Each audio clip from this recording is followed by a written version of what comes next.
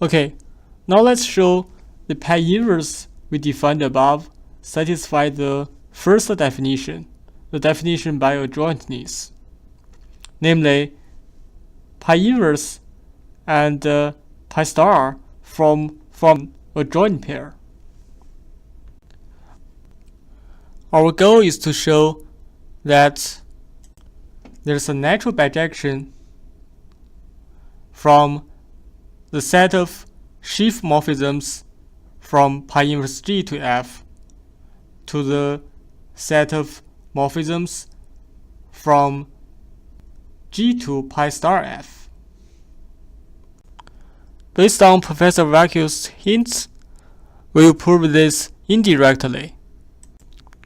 We will prove that both sides agree with a set of compatible collections, which we denote by more YXGF. And now I will explain what this means.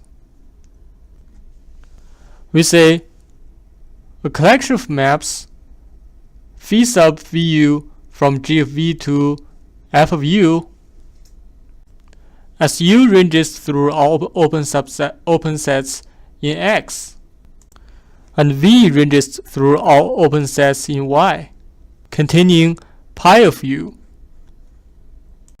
is compatible if for all open sets U prime containing U containing X, and all open sets V prime containing V containing Y, with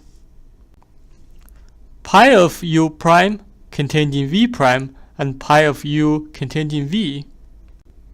The following diagram commutes. We define more sub Yx G, F to be the set of all compatible collections.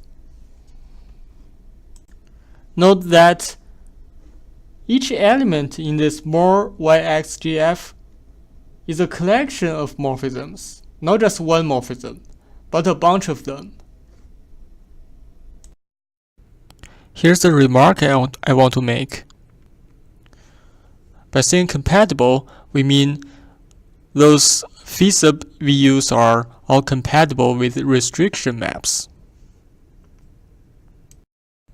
Now let's prove the first set and the second set can all be identified with the second set. Let's first construct a bijection between these two guys. Let's first take an element from the first set and see what element this phi corresponds to in this set. We want to find a collection, a compatible collection, in this set associated to phi. Now, for each open subset U in X and open subset V of Y with pi of U contained in V, we define phi sub VU to be the composition of the following maps. It starts with G of V and ends with F of U, and all the objects in the middle. You simply take the inverse image of G, and this arrow will be our phi. This arrow is a sheafification. And we need to check those phi sub VUs give a compatible collection. What we need to verify is this big rectangle. Here, V prime is contained in V and U prime is contained in U, and pi of U is contained in V. Pi of U prime is contained in V prime. All the horizontal arrows are all restriction maps.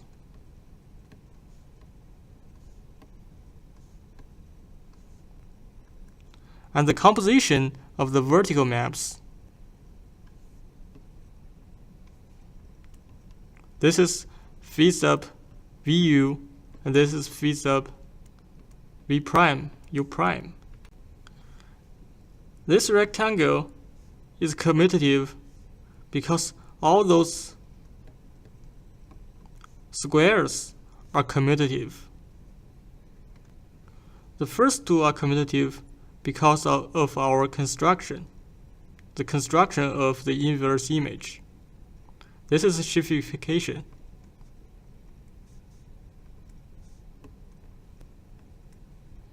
So this square is commutative, and those two are colimits. So in the construction of colimit, this square is automatically commutative. And the third one is commutative because of our definition. We took phi from the set of natural transformation from pi inverse g to f. This is phi, and this is phi. So the third square is commutative. And now we have a well-defined bijection from this first set to the second set. Sending this phi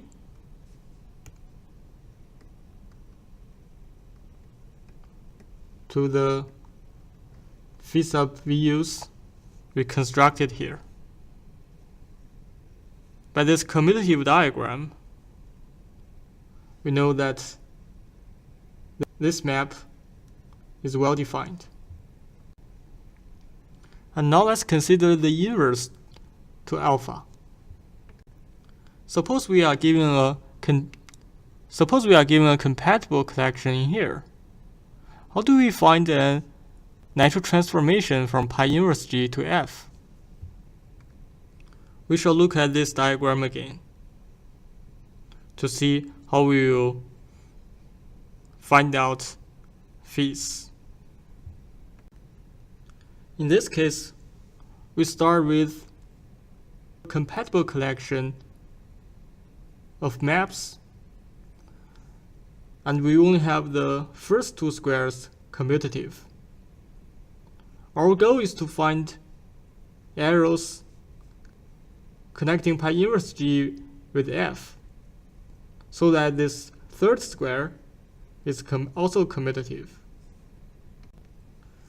To find arrows in here, we need to use the universal mapping property. Let's first look at pi pre-inverse g. By our construction, we know there are colimits. And the fact that those phi sub VUs are compatible, we know there exists a map from the colimit to FU, the colimit to FU prime. And furthermore, let's look at pi inverse g. We know pi inverse g is a sheafification of pi pre-inverse g. And now we use the universal mapping property for the sheafification. There will be induced arrow from pi inverse g to f of u. And now the question is, why this third square commutative? To show that the composition of these two maps is same as the composition of these two maps, we need to use the uniqueness part of the universal mapping property. For convenience, let's assign names to those arrows.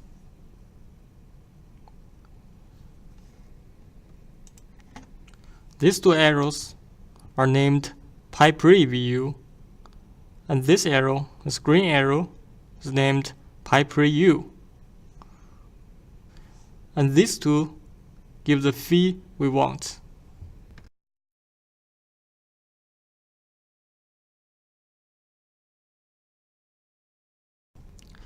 Since phi sub VUs are compatible, those blue arrows commute with restriction maps. Now by the uniqueness of the universal mapping property for colimits, and the commutativity of this square and this. We know there must be a unique map from pi inverse GU to f of u prime. And this means this green arrow composed with restriction is same as this green arrow composed with this restriction. And now, by the uniqueness part for the universal mapping property of sheafification, and the commutativity of this square and this equation, we know there's a unique map from pi inverse g of u to f of u prime, which means this red arrow composed with the restriction is same as the restriction composed with this red arrow. And this is precisely what we want. So now we have proved that phi from pi inverse of g to f is a natural transformation.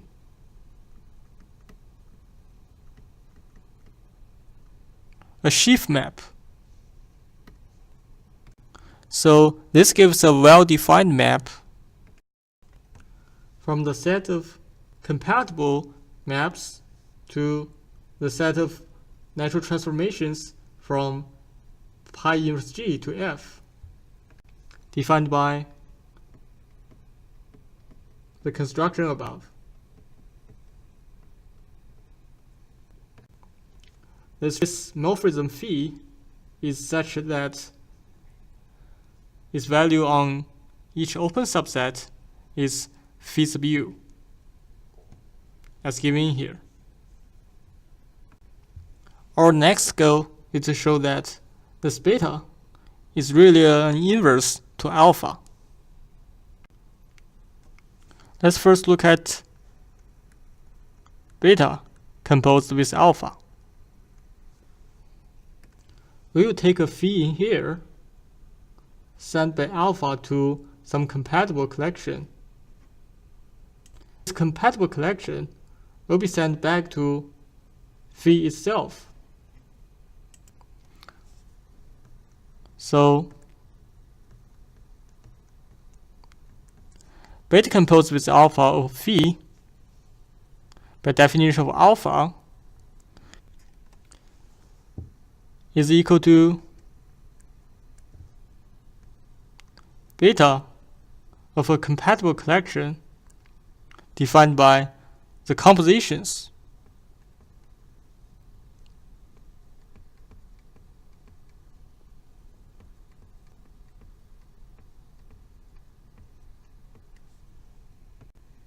Precisely the compositions in here. This arrow composed with this, composed with this. And what we will get after acting beta on this composition of three arrows? Since this red arrow, which we use to define the map beta, is uniquely induced with respect to the commutativity of the diagram, beta will send the composition of three arrows to this red arrow. In our case, beta of this compatible collection will be phi itself. This is by the uniqueness of our construction of beta. Now, how about alpha composed with beta? We take a compatible collection of maps. We recall the definition of beta. Beta will send a collection to a natural transformation. Compatible collection to natural transformation. And by the definition of alpha of phi will be the composition of three maps.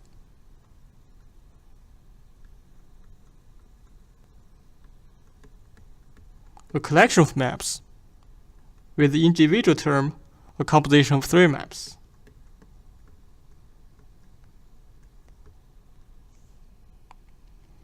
And what is this? This is precisely phi sub vu. Because each phi sub u is induced by phi sub vu.